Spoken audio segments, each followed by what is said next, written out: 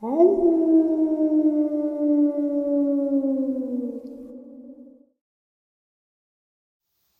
and salutations, everyone, and welcome to today's bonus upload. Before we jump into this very exciting bonus, a couple links. As many of you know, I rely on Patreon, PayPal, channel membership, and the merch to help the channel to continue to grow and go. Links to Patreon, PayPal, and channel membership is in the description below. Merch displayed directly under the video. Also, Dogman Frightening Encounters, Volume 1 through 3, the audiobook versions. They were written and researched by Tom Lyons, narrated and produced by me, Jeff Nadolny. Those audiobooks are available on Audible, Amazon, and iTunes, links to which are also in the description as well. And finally, last but definitely not least, if you'd really like to help support the channel to continue to grow and go, simply subscribe. It doesn't cost a cent. Click that like button, takes half a second. If you don't want to miss out on any of the informative uploads I put out daily, click that bell icon, and folks, please leave a comment. Why? Well, because these things really do help this channel to continue to grow and go, and yes, folks, they definitely do matter. Now, everyone, I have taken far too much of your time. Let's jump into this bonus upload, shall we? Today's first encounter. I used to live in St. Peters, Missouri. I was close to 20 years old when we had a sighting of a creature in the late 70s. The creature was seen in St. Peters, Missouri. This happened downtown St. Peters at a railroad bridge that crosses over Dardine Creek. The creek may be 20 to 30 miles long and drains into the Missouri River. Downtown St. Peters is a very small farming town. If you blink, you're already through the town. The creature could easily move around without ever being seen. The creek has large levees on both sides and was heavily wooded at the time. A friend and I used to sit by the creek or on the railroad bridge and talk. One night we were climbing on the bridge. My friend was the daring type, so I didn't think much about the shadows I saw. I thought it was just my friend fooling around. I yelled at my friend asking what he was doing. To my surprise, it was never him moving around. We just laughed it off and went on chatting. My friend had to pee, so he went off to the end of the railroad bridge and started to go. Whatever was following us lifted the railroad timbers and tried to grab my friend. We ran approximately a mile back to his house. I left out a lot of details as I'm disabled now and it's hard to write. The creature was seen many times after our first sighting and was seen by our friends. This creature is violent. Tried to kill my friend, smells like rotten hair. It lets out a scream like a panther. One major thing that is different about this creature and that it has only 3 fingers, like a tree sloth. The reason I say this is because we found handprints on the banks of the creek and the mud prints under the bridge. We never found a footprint. We saw the imprints of the fingers and the nails in the soft mud of the creek banks. It appeared they would grab the steel beams under the railroad bridge and it would leave the muddy handprint on the beam. The odd part was we never found a footprint. I see these were handprints only because they wouldn't support a creature this size. All 3 fingers were approximately 1.5 inches in diameter and approximately 8 inches long, with the middle finger slightly longer. Each nail was approximately 3 to 4 inches long and was curved like an eagle claw. I would assume both hands had 3 fingers because of the ability to climb under the bridge. The creature was approximately 8 to 9 feet tall. Couldn't tell if it had a tail. Only saw it from the front. It appeared to be male. Very long, matted hair all over its body. The hair was very dark brown. Could barely see its eyes through its hair. The shoulders looked close to be 5 foot wide from shoulder to shoulder. Very short neck. Its arms were long as the hands hung past its knees. Body shape looked like classic Bigfoot pictures, except the arms were longer and the hands were different. I could not describe the feet as the amount of hair. The creature had a very bad, rotten hair-type smell. It also let out panther-type screams one night, as we must have startled it. The creature was, or appeared, aggressive to us, as it pushed over a dying tree in the woods one night. Granted, the tree was dead, but it took a lot of strength to push over a tree that was about 3 foot in diameter. That was the same night it let out the scream. Other times we could tell it was getting near because you could smell that foul odor. It moved very quietly in the creek and the woods for an animal of this size. I couldn't begin to give you an approximate weight of the creature. The only thing I could think why it was aggressive is one night it appeared to be a female with 2 small ones with it. She stayed in the brush. I couldn't tell if it was bent over or what position to keep the 2 small ones guarded. She appeared to be maybe a third of the size of the male. She was 50 to 75 yards from us, and the closest we got to the male was maybe 45 to 50 feet. I've told many people of this sighting over the years, and no one believes me. There were 5 people there at one time that saw this creature, and we saw it maybe 4 or 5 times in a short period of time. I guess it went to a different location on the creek. I assume it walked, mainly in the water, so as not to leave tracks. At the time I was working for a company, and I was talking to another friend about my past, and we just happened to go down by the bridge. I was showing him around, and to my surprise I spotted these prints freshly made in the mud in the creek. Chills ran up my back. I don't know what to say to this person, as they may think I made the tracks myself. Many people have seen this creature, and it's changed their lives. No one believes me. All I know is my eyes do not lie. Today's second encounter. This is my father's story. He told me back in 2018. My dad was in the woods, 57-year-old, avid hunter, scared of nothing. Doesn't believe in the paranormal. Leaving the house for the evening hunt during deer season. In the evening hunt, you go to the stand at around 3 to 4 p.m. and stay in the stand until there is no light left. I usually find an excuse to get out of the stand early, but my dad is known by us and his friends to be the last one back to the house. He had seen a few doe, but no buck that day, and decided not to take one yet. In classic dad fashion, he stayed in the stand till complete darkness had set in. The kind of darkness where you can't make out any details from 2 feet away. Starts to pack up his stuff. The next part is exactly how my dad describes it to me. The woods went completely silent, out of nowhere.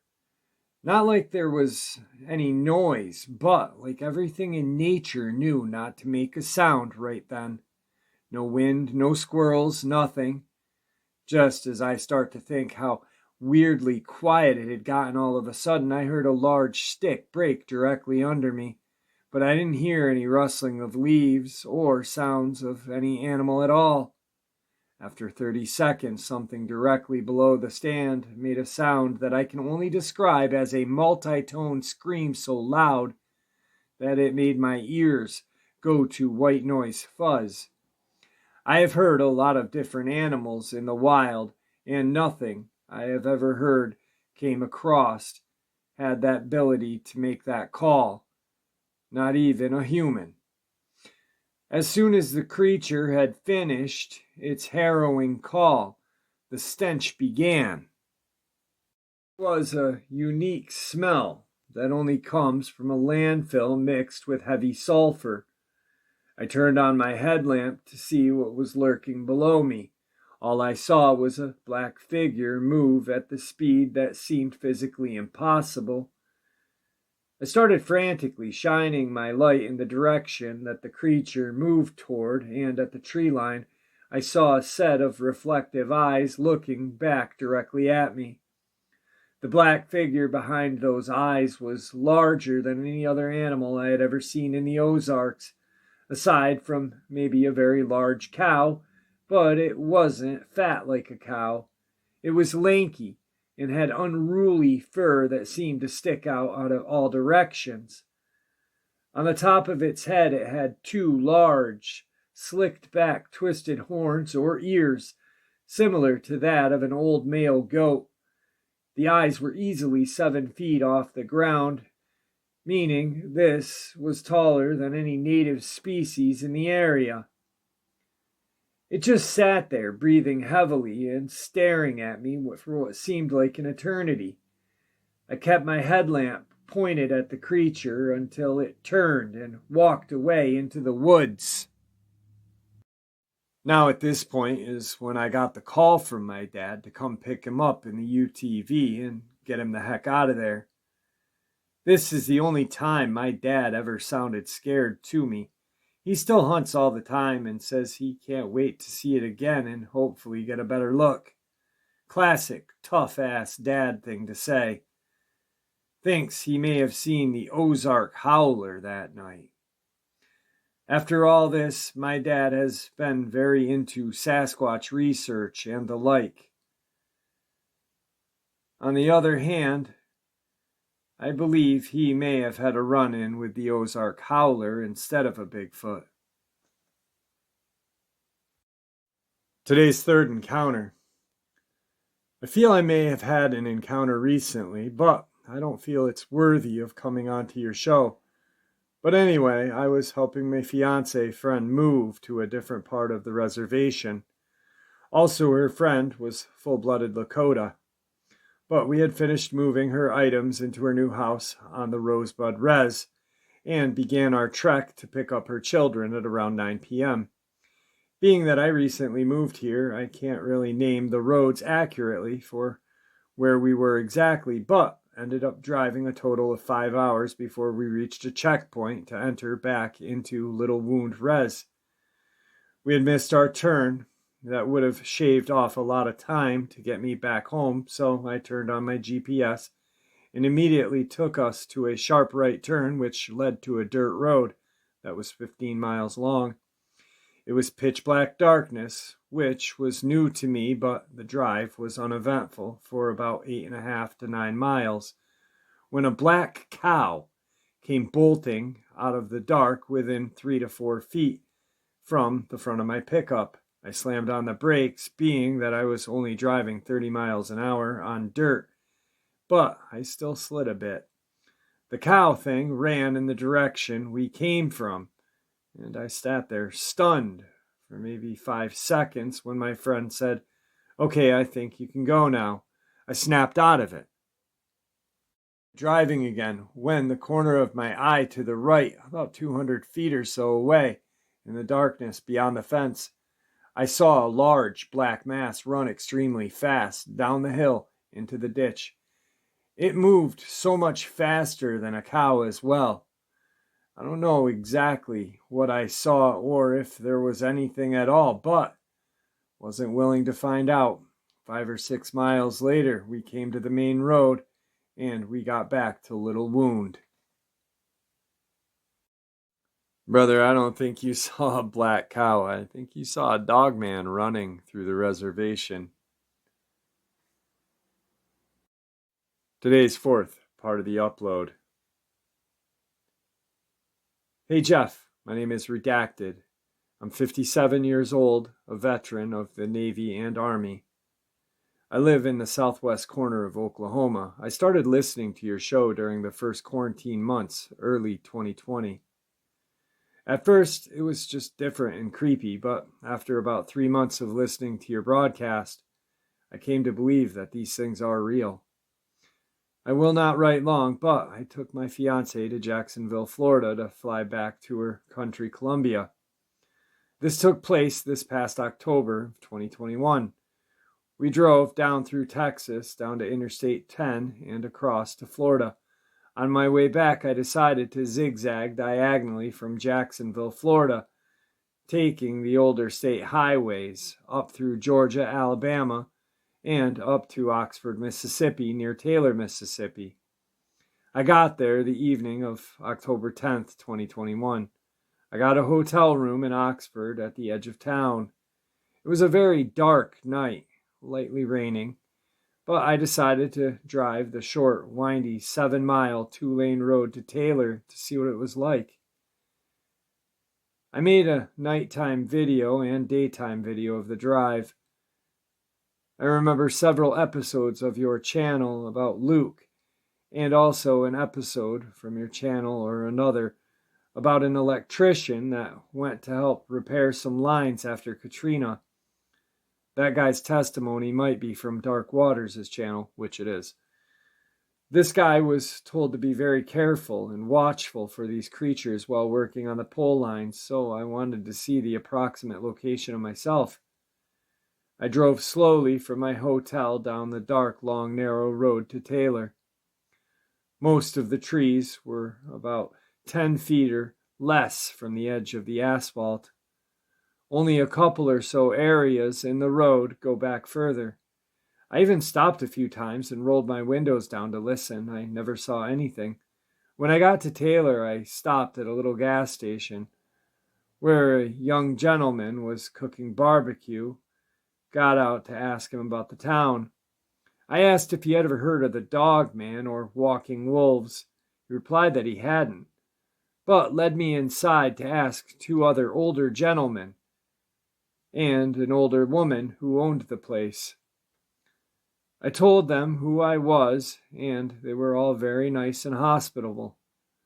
When I asked them about Dogman, the 2 gentlemen looked scared and replied yes, then looked down and didn't want to talk anymore. I thought that was strange. The older lady was still very nice and talkative. She also said she knew about them. I offered to buy one of the large barbecued pork steaks, and she said, "Ain't no way you're paying for that. It is on the house," and she gave me a to-go box with a large pork steak and a large smoked sausage. I told them thank you and good night. Drove back Old Taylor Road slowly, hoping to see a Dogman. But nothing. At the edge of town in Oxford, I stopped in a General Dollar store to see if they had any steak sauce. I spoke to a lady employed there, stocking shelves. While she was guiding me to the right aisle, I spoke concisely as to why I was in Oxford. I mentioned the Dogman, and she said she had never heard of the term. As I described to her what these creatures were, her eyes got big and said, "Now I know why this one guy used to work here quit so abruptly." She explained to me that a young man that had been employed there 5 months previously. She told me that as soon as this young man got to work, he was so frantic and scared, and told her and another lady that was the manager that he had seen one of the biggest wolves-looking thing on the side of the road while driving from Taylor to Oxford. He said it was way too big to be a normal wolf. She told me that he said he'd quit and will not drive that road at night again. The next day I drove all around the little town to see the layout and tried unsuccessfully to find the Lockett Ranch that has a long history of Dogman activity. Of the few locals I spoke with, no one seemed to want to talk about it. The whole area is full of tall, thick forests. The population is only about 300 plus. So I've got one more account, Jeff. I have a friend named John who is ex-military recon that works in the guns and hunting section at a farm and ranch store called Atwood's in Lawton, Oklahoma. Lawton is an army town with Fort Sill Base, where is located the only artillery training base in the United States. Anyway, I stopped in to visit him at work last Thursday, Veterans Day. It was about 5:30 p.m. He's working. We talked about preparedness and guns and such. I asked him if he knew about the Dogman.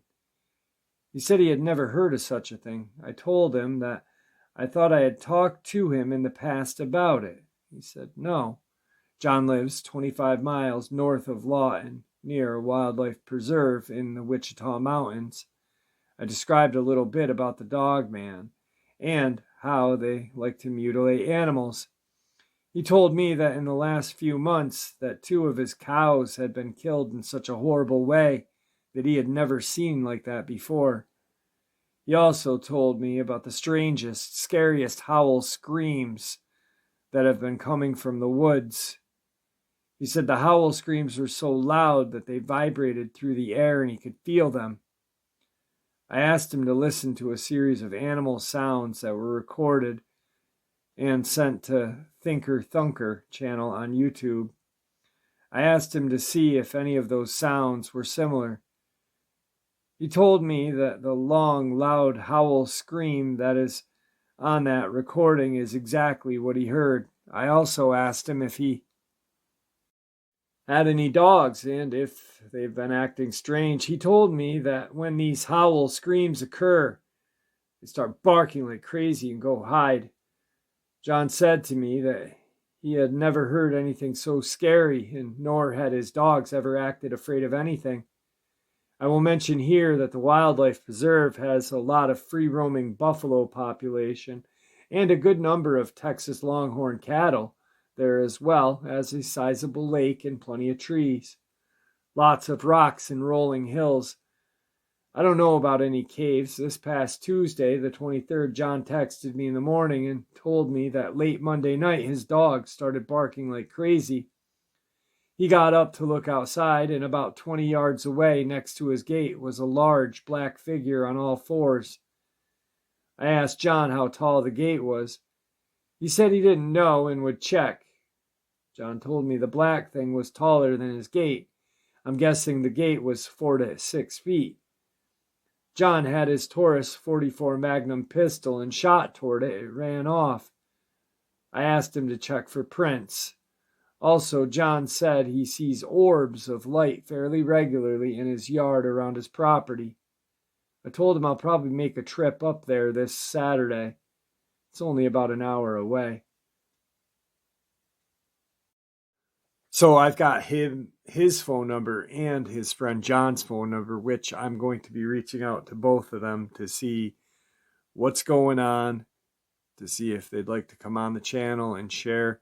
I'd like to hear about his trip to Taylor, have him on and talk about that. That would be pretty interesting. Anyway, moving on. Today's 5th part of the upload. Hey Jeff, I'm a big fan. I've had 2 encounters. My first took place in '97 when I was 17. Me and my friends had this spot in the woods where we would hide and smoke. One afternoon, I was out there by myself. Time got away from me. It was getting dark fast. I started back. At about halfway point, I heard something or someone walking behind me. I stopped walking and it stopped.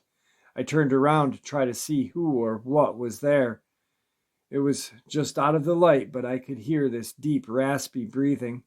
My blood ran cold in that moment. My instincts took over, and I started to slowly walk backwards until I got to the logging trail that led out. Back then, I had never heard of the Dogman. All these years, I thought it was a Bigfoot until last year when I started to listen to your channel. My second encounter happened 2 weeks ago. When I saw one, it was about 1 a.m. I was outside of my girlfriend's house smoking when everything went dead quiet. And then this big, dark, massive shape ran across 2 yards and a small 2-lane road in like 3 or 4 steps. It looked like a bodybuilder, had human-like legs, no tail, and all I could see was its side profile of its head. It had a long muzzle and pointed ears. I couldn't see its eyes or teeth. Both took place in southern Indiana. Today's final encounter. This information is yours to do with as you please. I am speaking honestly and have only told a few people of my encounters. I do not want or need recognition. These things are out there. I'm originally from Louisiana, and I come from a family of hunters and fishermen. I had a Bigfoot encounter near the Toledo Bend in Louisiana at the age of 5. I was literally scared crapless during my first Bigfoot encounter. My family loved to embark on these very long fishing trips. They came back the night before and got everyone up at around 4:30 in the morning the next morning to get the vehicles loaded. We always stop at the shop right to buy some fresh bait and head to Anacoco Beach or the Toledo Bend. Growing up in Louisiana and Texas, you hear about monsters, swamp man, Bigfoot, alligator, or reptile-like creatures, werewolves, rougarou. I never believed in any sort of that stuff. It scared the crap out of me and my other cousins. My aunts and uncles had experiences they would share with us, but I honestly thought they were stories. One thing about Louisiana is that the people start heading out in a hurry when the sun is going down in a certain area. They will literally tell you, hey, the sun's going down, it's time to get out of here. We were asked to walk a few minutes out from where we were fishing to go number 2. I had an older brother that did some very questionable things to me in the spirit of fun and jokes. This particular day, my brother and my cousin had to go number 2 at the same time. We were told to walk together and look out for one another. We walked 15 minutes deep into the woods and started the you go, I'll look out routine. Myself and my brother took first watch, then my cousin and I took second watch. When it was my turn, I walked about 15 feet further back from their dump sites to take mine. Imagine my surprise when I watched them turn toward me, laugh, and run off. I knew they had left, and I started to cry, but went ahead and finished up. Everything went quiet, no birds, insects, or anything making noise. Fear and panic set in. There was also a foul scent. I had actually been smelling it for a while, but I thought it was my brother and cousin's dumps in the wind.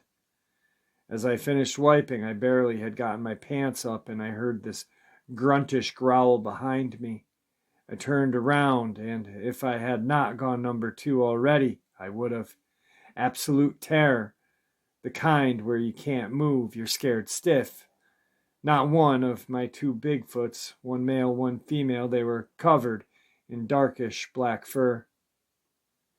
It could have been a dark brown, but extremely dirty and matted in some areas. I forced myself to slowly move backwards as the tears were flowing.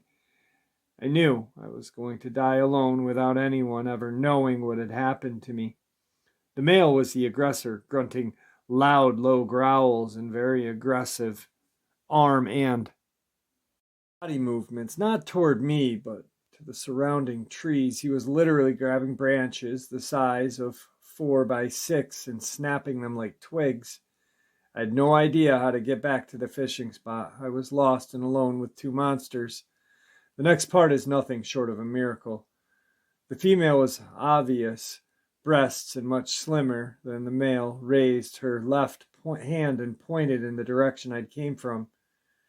She slapped her right in the center of her chest and swung it toward me. I don't speak Bigfoot, but I knew she was telling me how to get back. She began to walk to the left of me, heading the way I came from. The male followed about 5 steps behind her, watching my every move. He showed his dismay of me and the situation by low growls and grunts toward me and the female. He simply didn't want her to help me, to leave me and let me figure it out. They both walked me close enough to hear my aunt's voice cursing my cousin and my brother out for leaving me. I walked toward my aunt's voice. I glanced back and watched them walk back into the forest.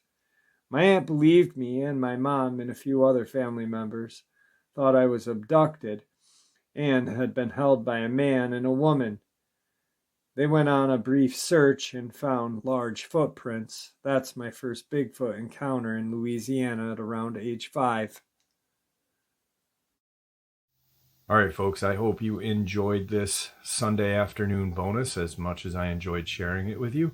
I'd like to thank you all for supporting the channel. It is, after all, your support that helps this channel to continue to grow and go.